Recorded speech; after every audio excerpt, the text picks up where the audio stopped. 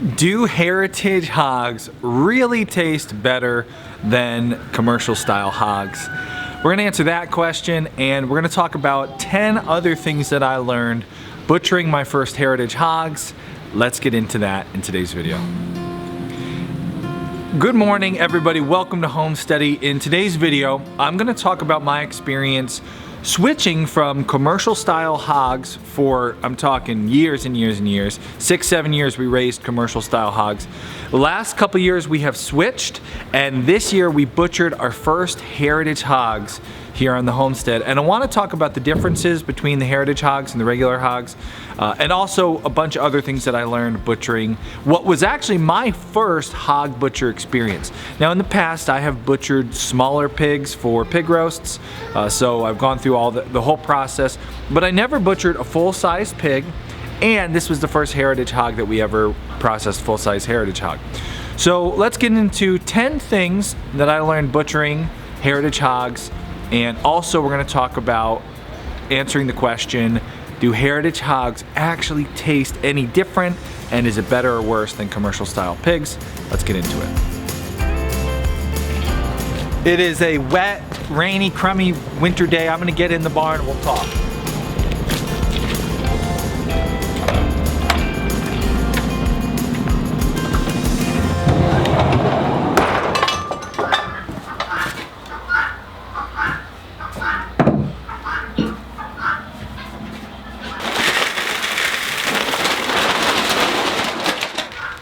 Getting ready to go feed our pigs. We actually now have Kune Kune and IPP pigs, and the pigs that we butchered it was actually a couple weeks ago now, they were Kune Kune pigs, which, just so you know, Kune Kunes are a bit of a smaller heritage breed. They are what's considered a lard pig, so they grow a big old fat cap, and they produce less meat than your commercial style hogs. Obviously, when you choose to breed Kune Kunes or raise Kune Kunes, you're going for something different than the most meat you can get. Commercial style hogs definitely going to have more meat on them. The first thing I learned butchering my first big pigs was to watch, when you're doing your research, if you're watching videos on YouTube or videos on the internet or even reading blogs and vlogs, go to a lot of different sources, because you'll find in different videos different gems. So as you're doing your research, don't look to one. One channel I watch a lot of videos from is the Bearded Butchers. Those guys are great. They do a great job with their presentations. But I watched a few other videos. For example, our good friend Jamie Waldron, who's been on the show before, he helped out in a series of pig butcher videos, and I'll put a link right there to those. They were fantastic, super helpful. So Bearded Butchers, that series with Jamie Waldron, he was on someone else's channel, great channel, good cooking channel. I of course am assuming that you've already seen the Homesteady pig butcher video done with the Heritage Craft Butchers. That was a awesome series. Those guys did a great job. So if you haven't seen that, definitely go and see that. And I'll have a link to that at the end of this video. But watching a bunch of different videos from different sources, I learned different things, and I was able to pick up different tips from all different ones. And they even helped me on the butcher day itself. Now, if you missed the video that we did in this series about butchering our first cow, go ahead and watch that, because a lot of the things I learned butchering the cow apply to also the world of pigs or anything else. And one of the tips I shared in that video was make sure to get a book. That was one of the things I regretted on Pig Butcher Day. I didn't have a pig butcher book, and it would have been really helpful to have pictures to go by, make things really easy. So a little bonus tip for you. And if you click right there, you can go see that cow video. It's kind of the first one in this series. So watch that one first and then come back and finish this one if you missed it.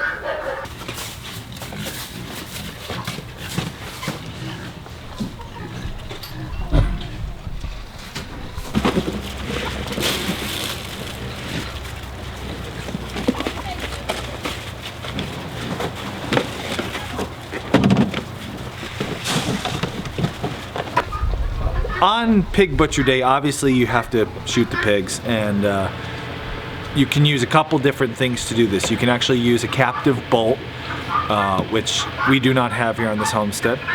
You can use a gun. And I decided on the pigs that we were butchering to go with a .22. That's the kind of rifle that I used. Pigs allow you to get very, very close. Not all pigs will. If your pigs aren't super friendly with you, you might not be able to get in and close to them. But our pigs, I feed them out of the bucket every day like you saw, so they'll come right up to you. Bucket of feed in front of you, they'll come right there. This was a tip that I got from another content creator, and I will link to the video. I'll put a link right there to his video.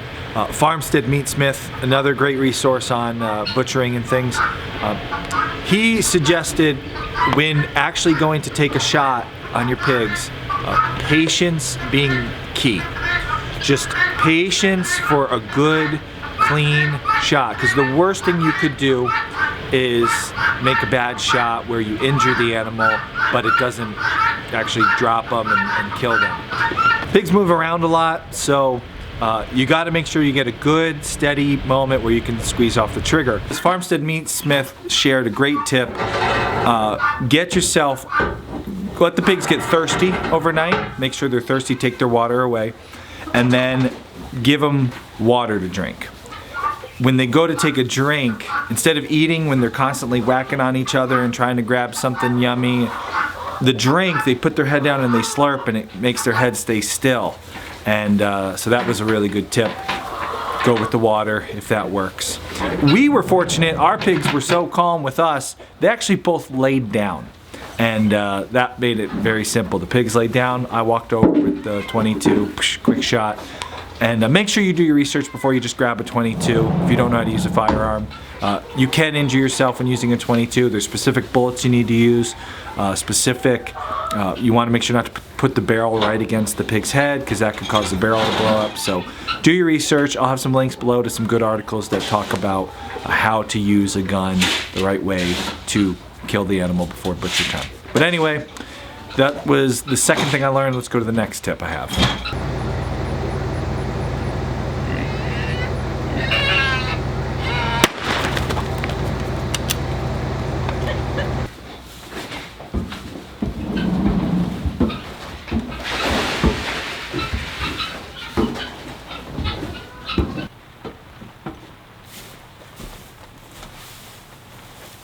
Coming down.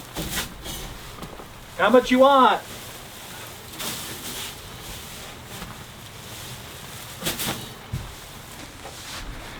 The next thing that I learned butchering the first pigs had to do with actually the hair removal. One unique thing about pigs versus if you've ever processed other mammals like maybe deer, sheep, cows, pigs don't have a hide, they have hair. Where you can take a deer hide and actually pull the hide off of the muscle and push down on the inside of it and separate it, you can't do that with a pig. They have skin with hair and it's attached in a different way. And so that means when it's time to remove that hair, you do have a couple different options. You can skin the pig, or you can scrape the hair off, remove the hair. And while the second option of scraping the hair off, scalding and then scraping, is a lot more, you need a lot more. You got to get scalding hot water, big barrel. It's a lot more of a to-do. We actually decided on the first pig we butchered, we did 2 of these hogs, we were going to try not scalding it. And that, looking back, was a mistake. We should have definitely scalded both pigs. Especially because these are kunis, they get such a big fat cap, you get a lot of pork fat. And that's a nice thing to have, pork fat. When you skin a pig, unless you're really good, you know, I know butchers who wouldn't scrape and scald because they were good at skinning. But I'm not a butcher, I don't do this all the time. I'm not good at skinning a pig. And so the end result, we lost a ton of the fat, which is a major part of the product that you're getting from your homestead pigs is lard, and we'll talk about that a little later. But it's like one of the nicest things you can get from your pigs, and a lot of it was wasted because skinning a pig, you're trying to work around all the curves and everything, and unless you're really good, it's hard to do.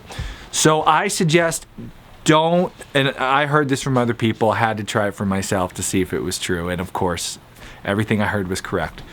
Go with the scalding and the scraping. Don't skin it. You will waste a lot of your really good product. cut as you can. Cool first, bud, and kind of get under there. Next thing I learned is kind of piggyback onto that. When you go to scald and scrape your pig, the way we did it was we had our chicken scalder, which was able to fit about half of the pig in it. So we dunked the first half, flipped it, dunked the second half. We did not have the correct tool for scraping. The correct tool is called a bell scraper. And because we talked about this a lot this year, because of COVID, Amazon shipping and butcher supplies are limited, we couldn't get one in time for our butcher day. And now we have them, we got some, but we didn't have them for that day. We thought, you know what, not a big deal. A bell scraper is basically a round edge that you can scrape a pig with. So we used a couple different things. We tried like a spackle knife and a few other things. We found a blunt hatchet worked the best. So if you're in a jam and you got a pig you got to put down and you don't have a bell scraper, go for like a blunt hatchet. But honestly, just get yourself a bell scraper. I'll have a link below to the one we got. There are not a lot of options on Amazon, so I don't love the one we got. It's not super durable and super hardcore. I'm not recommending it. If you got a better one, please share in the comments below. But it will work better than a blunt hatchet. So if you're in a jam, go ahead and get one of those. Those were the next things I learned. Let's move on to the next point.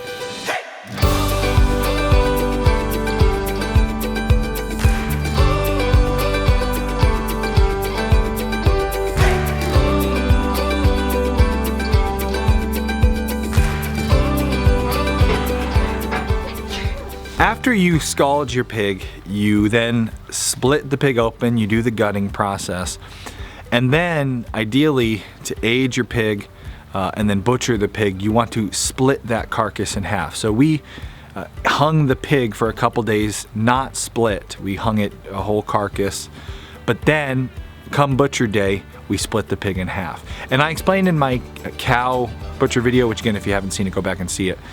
A good butchering process, you don't always have the ability to do this, but ideally you have a kill day, which involves killing, removing the hide or the hair if you're going to do that, gutting, hanging, and aging. And then a few days to a few weeks later, depending on the animal, you then cut that animal. It's much easier to cut meat that has had some time to age, firm up. Come butcher day, we split the pig in half. And to do this, I had two tools to try, a handsaw and a sawzall. And those of you who watched my cow video will know what's coming. The handsaw I purchased was a Weston handsaw. It was garbage. And I know that this particular model was bad and it wasn't just my beginner hands, because we had a butcher on cow day and he used my saw and he's like, what's wrong with this saw? And then he grabbed his and it was much better. So the handsaw, not great. I'm sure if I had a better handsaw, it would have worked better for splitting the pig. But here's a great tip for you. I had purchased some meat blades for the sawzall. A meat blade is basically a stainless steel blade that doesn't have any paint on it that's going to chip and get in your meat. I'll have a link below for the meat blades. They clip into your sawzall or reciprocating saw if you don't have the DeWalt version. The blade clips right into your reciprocating saw. It did a fantastic job of splitting the pig in half. If the handsaw is harder anyway, I suggest if you already have a reciprocating saw or sawzall, get the meat blade for it. And I'll have a link to my sawzall below too. I use the DeWalt sawzall. I get the big battery so it can power through a whole carcass, and you can use that on any animal. So that's my next tip for you.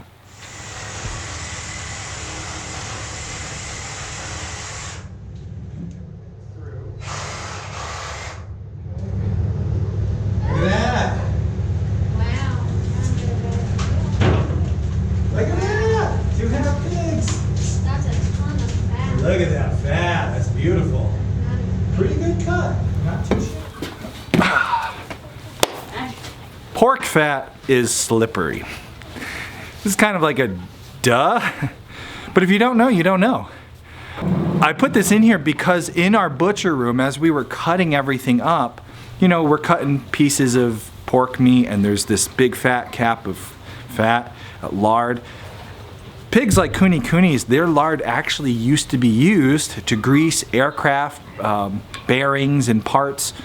It's incredibly slippery. So just know if you're working in the butcher room and you're cutting up meat and you're throwing maybe a pile on the floor of discarded stuff that maybe you're gonna, you know, just feed to the chickens or whatever. It's very slippery, and we found ourselves kind of slipping around the room. So control that, have the proper disposal, you know, garbage cans and bags. Try to keep a neat workspace. Your knives will get very slippery, so having some grippy gloves or grippy knives is a good thing to have. It was different than any other animal I have butchered, and that's why I added this random kind of tip about pork fat. Super slippery. Also, it's a great product, and like we said, if you skin the animal, you're going to lose a lot of that. So don't miss out on that pork fat. Speaking of product that you could also miss out on, my next tip is going to add possibly 10 plus pounds of bacon to your pig butcher day. Hi, Mel. In our last video, we had a couple people notice the camels, maybe new viewers, and they were surprised to see camels. We do have camels on this homestead, and they're for dairy. But anyways, let's get back to pigs. The next tip I have for you butchering my first pigs is don't forget the jowls. You can do a lot of different things with the pig's head, and if it's your first time processing, I'm going to warn you, there is a lot of work involved in your first pig, a lot of work involved in the processing. It can be overwhelming. I've heard Jamie Waldron, our butcher buddy, refer to it as the burden of abundance, and that is true. You have so much to work with, but it's all good stuff. So give yourself time, some kind of storage facility like we have. We talked about it in our cow video. We have a CoolBot facility. Watch the cow video, learn more about the CoolBot, or watch that video there. It allows us to age meat and keep it. So we don't have to process in 2 whole pigs everything in one day. If it takes us a couple days, it's not a big deal. So that's very nice. I know not everybody has that ability, so I understand if you don't. But it's something we're able to do now. We haven't always had that, but that's new. Make sure there's so much on the pig, and it's easy to just say, all right, well, cut the head off, that's waste. Cut the feet off, those are waste. Cut the tail, but you can use all those parts. And in the head is the jowls of the pig. And on a pig like a Kune, a heritage pig, they are huge, big fat cheeks. And we got from the jowls almost, I think, 12 pounds of bacon. We're gonna smoke those jowls and turn them into bacon. If you've never had jowl bacon, it's very, very similar to regular bacon. I find it to be a bit sweeter. It's a little fattier, but on a pig like a homestead raised Kune, that's a delicious flavor. And it adds so much. You don't get a whole lot of bacon off these pigs, so don't forget the jowls. 10 plus pounds more of bacon. On the big guy we had, he had a huge face. Oh man, we put probably off of him, it was probably closer to 15 pounds of bacon up. Don't forget the jowls. As you're cutting up all these different pieces of meat, you're gonna wanna package them, label them. I talked about in my cow video, we like using a vacuum sealer. If you get really good at paper, there are some pros to the paper, and you know, pros and cons to both. We decided to go with the vacuum sealer here on the homestead. Labeling, this is my next tip, is a challenge. The vacuum seal plastic, we had a Sharpie that we were trying to write on, and that greasy pork fat was all over our hands. And boy, I tell you, we had to go through 3 or 4 Sharpies throughout the day. So unfortunately, this is a tip with no answer, but I'm hoping in the comments below there'll be some good suggestions. So what do you do to label on butcher day? What's the best way to label your meat? Obviously, if you're using butcher paper, it's a little easier to write on the paper than it is on the plastic vacuum seal bags.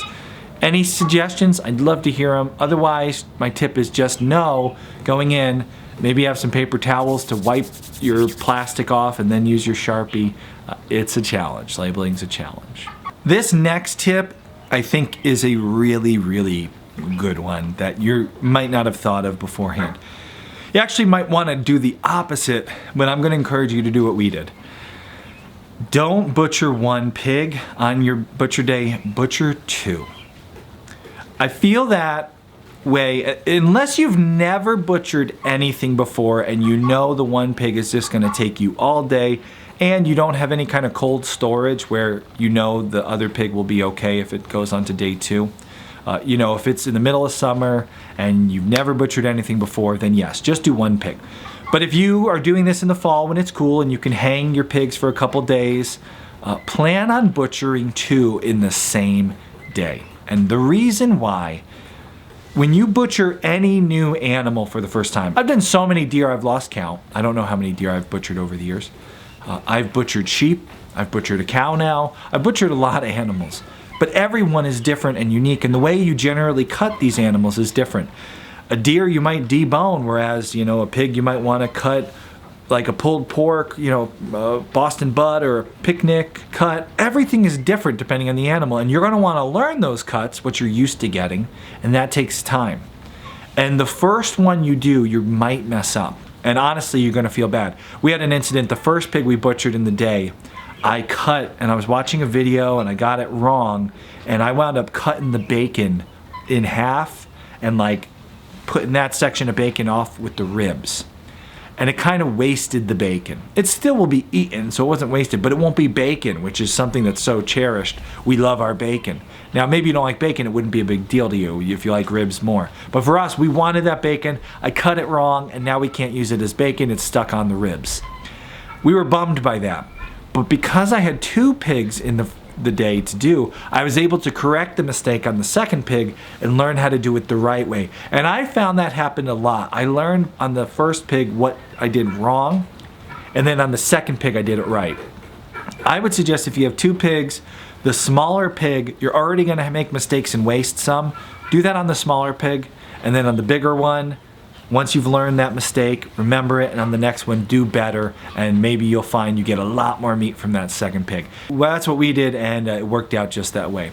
So if you do 2, you'll end the day feeling really good, like, hey, I learned how to do this. If you do just 1, you might end the day feeling like, oh man, I made so many mistakes, I don't know what I did. So that's my pro tip. Try to do 2 in one day.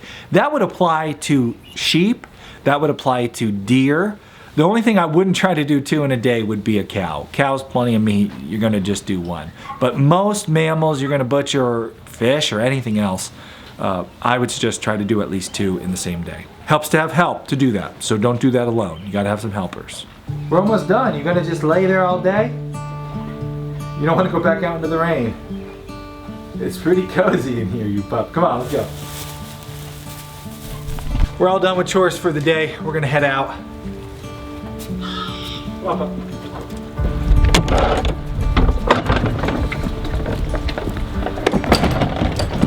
The next thing I learned butchering my first large pigs is the power of a good harvest. I actually have had some negative comments lately, people saying, boy, Homesteady has been really gloom and doom lately. I felt bad reading that comment, but I know why the person said it. It's true, lately we have been talking about a lot of things that went bad on the homestead. And the honest truth is, here at Homesteady, we share the ups and the downs. I have plenty of happy videos from this year, things we're really excited about, good happy videos.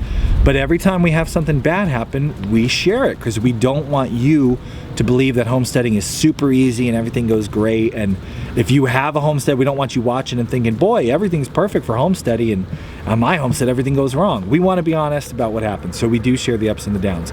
And there have been some really bummer videos lately, especially the last one we put out about how we lost hundreds of pounds of beef. Taking these 2 pigs that we had raised in our, off the pastures, and the feed that we got them, good quality feed, and all the care we put into them, and turning them into this gorgeous, beautiful product with this gorgeous big fat cap on it and nicely marbled, and then getting to take that inside, fill the freezer. I felt so good that day. There is something so powerful about a good harvest, and that is why homesteading is so addictive. Through all the downs, through all the hardship and the struggle and things that go wrong, when you finally get a good harvest, it is such a good feeling. It makes you feel like $1,000,000. And it's what keeps us coming back and every year, not actually quitting, even though some years are so bad we think, that's it. What's the point of doing this? A good harvest brings us back every time. So the power of a good harvest. Now finally, let's get to the question that everyone has been wondering. Does heritage pork actually taste different, better, worse than commercial pork? What's my ruling? First up, we have to be honest about something. Taste? Well, there's no accounting for taste. That's something Kendra loves to say. Some people like ketchup, others like mustard. Some people like Burger King, some people like McDonald's, some people will never go eat at fast food. So anytime someone tells you this tastes better than that, well, okay, that's what they think. It might not be what you think. So does heritage pork taste different than commercial style pork? I did not believe that to be the case. For years I raised commercial piggies. We're talking your big pink pigs, Yorkshire landrace crosses. And I loved that pork. It turned out wonderful. It was a great product. I stood by it, I sold it, and I told people, I've tasted Berkshire pork, I don't know, I think it all tastes the same. I no longer think that. Kuni pork has changed my mind. Having eaten commercial pink piggies for 6 or 7 years that we raised them back in Connecticut, comparing the quality of that pork to the Kuni pork, I find the Kuni pork, and not just Kuni, over the last year I've been able to try a couple other different breeds of heritage hogs, but specifically the Kuni I have found to have a different flavor, something that you could compare wild game, venison having a different flavor than a beef cow. Some people would call it gamey. I'm not saying that Kuni pork tastes off or worse. It's just different. There's more flavor there. If you think about the flavor of lamb, and then even different kinds of sheep, there's different flavor of lamb. Some lamb is very strong, other breeds of lamb more mild. I find the Kuni pork to have a interesting flavor that you don't get off of a commercial style pig, even raised on a homestead. They have more fat on them, and that fat I find a very good flavor, and it adds to, when you cook it in its own fat, it adds to that flavor. So I find Kuni pork to be better tasting than Yorkshire landrace cross big pink piggies. That's not to say I would convert 100%. If I was still running a pastured pork business, Kuni, you would have to fetch a really top dollar to make good money, and I don't know if everybody could find that market. You get much less meat off the Kunis, and they take much longer to grow. So this is not a video saying heritages are better than commercial. Sell your commercial pigs and get heritage pigs and you'll thank me later. Depending on why you're raising pigs, you may choose to raise Kunis. You may choose to raise heritage hogs. We have transitioned, but not only have we transitioned in what we're raising, but we've transitioned in why we're raising them. We used to raise pigs as a business, and I still think if I was raising pigs to sell pork, especially here where I live in Western Pennsylvania, unless I was closer to the city and I could get that premium market that a city dweller might pay, I would find it hard to make money off of Kuni pork. But I'm not trying to make money off of Kuni pork anymore. I just want to feed my family, and I want to have a durable little pig that's in my backyard, and when I'm ready to butcher him, I want to be able to easily butcher it myself. Kuni heritage pork has fit that perfectly. We love the flavor. I enjoy it better than the commercial style pigs. And that's my verdict on that. You may agree, you may disagree. Comment below if you've tried both. Commercial style from the supermarket, commercial pigs raised on a homestead, and heritage breed hogs raised on a homestead. What do you prefer and why? If you're raising them for money, what do you prefer and why? If you're raising them for food, what do you prefer and why? I'd love to hear your point of view on that. Love to see what everybody thinks. I hope this video has been helpful to you. If you watched it to the end, we have a masterclass on raising pigs that can be found in the Homesteady Pioneer Library. This masterclass will teach you everything you need to know to get started on raising pigs, and it's just one of the dozens and dozens of members-only videos that we now have. It's almost 100 videos just for pioneers. We have interviews with experts in different homesteading fields. You get all that for $5 a month. Click there to get access to the Pioneer Library. You can get that pig masterclass and everything else. The minute you become a pioneer, you can binge it all as quickly as you'd like. Hopefully that helps you build a good homestead in the new year. Thanks for watching, and we'll see you in the next video.